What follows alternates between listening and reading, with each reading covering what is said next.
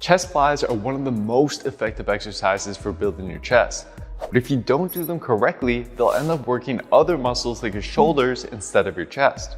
There's 5 common mistakes almost everyone makes. They're easy to fix, but will make a massive difference in your chest growth. Now, there's generally 3 different types of chest flies you can do: dumbbell flies, cable flies, and machine flies like the pec deck. As you'll learn later on in this video, some of these options might be better than others. But for now, as we go through the mistakes and fixes, I'll make sure to show you how they apply to each one of these variations. The first mistake actually has to do with your biceps. I'll first use the dumbbell fly to illustrate this. At the bottom position, the straighter your arm is, the more tension will be applied to your chest. In fact, if we apply simple physics, if you move your hand about 50% further out from your elbow, it will result in roughly 50% more load on the chest. This is what makes the fly such an effective movement. You can highly stimulate your chest with less weight. However, the straighter your arms go, the more your biceps also get involved. Eventually, there comes a point where your biceps are starting to work harder than your chest is and will become the limiting factor in the movement instead of your chest. The same is true with a cable fly or a pec deck. So instead, at the bottom position, you want to keep a slight bend in your elbows such that your hands are just slightly outside your elbows. However, once you get to the top position, the opposite is now true. The main function of the chest is horizontal adduction, the act of bringing your upper arms together. So if you kept your arms bent, your upper arms wouldn't be brought together as far as they could be, and you'll be engaging less of the chest muscles and encouraging more of your shoulder muscles to take over. Instead, straighten your arms and think about squeezing your elbows together as you approach the end position. Here's how the proper form would look on all 3 fly variations. Simply focus on bent arms at the start position and straight arms at the end position. The next mistake has to do with something called the line of force. Let's first explain this with the cable fly.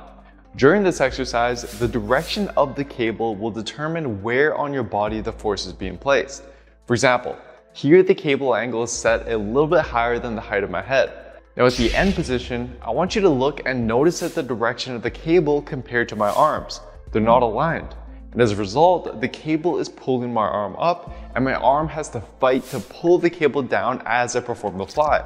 This takes some of the tension away from the chest and puts it onto other muscles like the lats instead. On the other hand, here the cable height is set lower. At the end position, the cable is now pulling my arm down. In this case, my arm has to fight to pull the cable up as I perform the fly and take some of the tension away from the chest and puts it onto the front delts. So instead, to maximize chest activation, the direction of the cable needs to be aligned with the direction of your arms.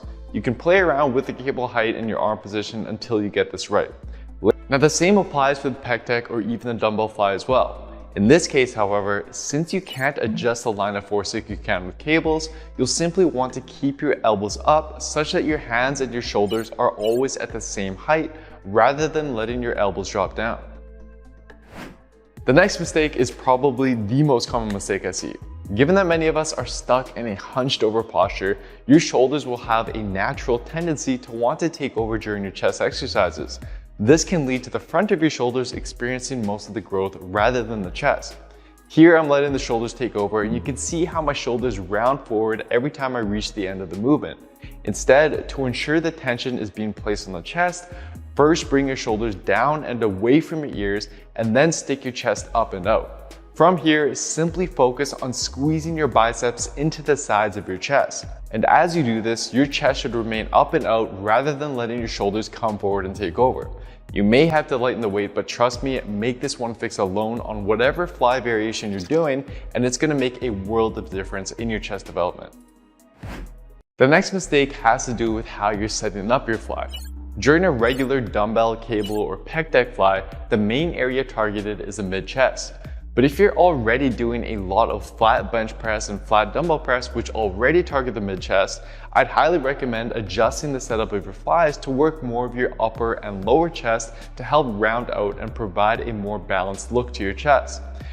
But for a cable fly to target the lower chest, you'd want to bring the pulleys up higher and perform a high to low fly. Just make sure that your forearms still move and stay in line with the direction of the cables like we talked about earlier. And then to target the upper chest, you'd want to use a bench setup at a slight incline like so. And the same can be done with dumbbells by using a slight incline to emphasize the upper chest a little bit more, and a slight decline by putting a plate under one end of the bench to emphasize the lower chest a little bit more.